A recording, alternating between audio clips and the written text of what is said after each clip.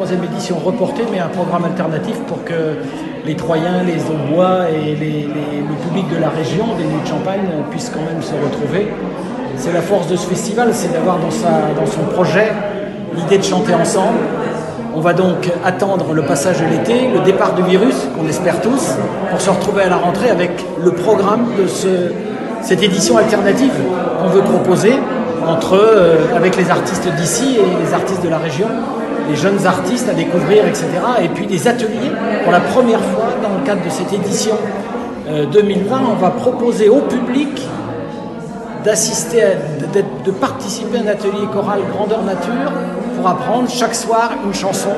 Voilà, c'est comment rebondir face à cette impossibilité, cet empêchement de réaliser notre concept habituel des Nuits de Champagne avec des invités, un aube à l'unisson en ouverture et puis ce grand choral. Deux productions absolument impossibles aujourd'hui du fait de risques sanitaires, de risques de contagion, avec des gens qui chantent ensemble par rapport à une salle de 1500 à 2000 personnes, beaucoup trop de risques voilà, au niveau sanitaire pour le public comme pour les festivaliers chanteurs.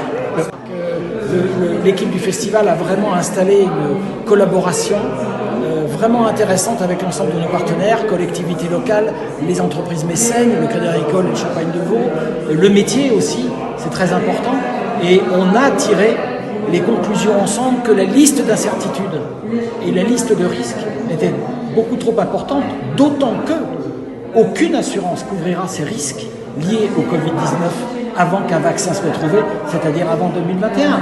Donc je crois que la plus belle façon d'assurer la continuité des Nuits de Champagne, qui était notre objectif numéro 1, c'est précisément d'éviter de prendre trop de risques pour la santé des gens d'abord, mais ensuite sur le plan économique, parce que là, prendre des risques tout seul, c'est carrément impossible.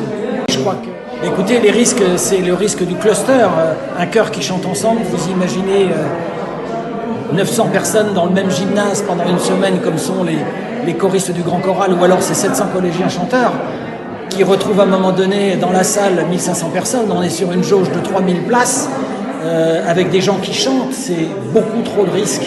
Franchement, celui-là, c'est le risque sanitaire numéro 1. Ensuite, il y a le risque public, c'est-à-dire qu'aujourd'hui, plus de places se vendent dans le spectacle depuis le 15 mars. La vente de spectacle ne repartira pas avant la mi-septembre. Donc franchement, au mieux. Donc là aussi, mettre en vente un programme aujourd'hui, le 18 juin, est une folie économique. Voilà. Ensuite, il y a les normes sanitaires. Si elles demeurent jusqu'à la rentrée, elles suppriment entre 50 et 70% de la jauge des salles. Ça veut dire que l'exploitation du concert programmé est perdue d'avance. Le programme alternatif va être communiqué à partir du début septembre.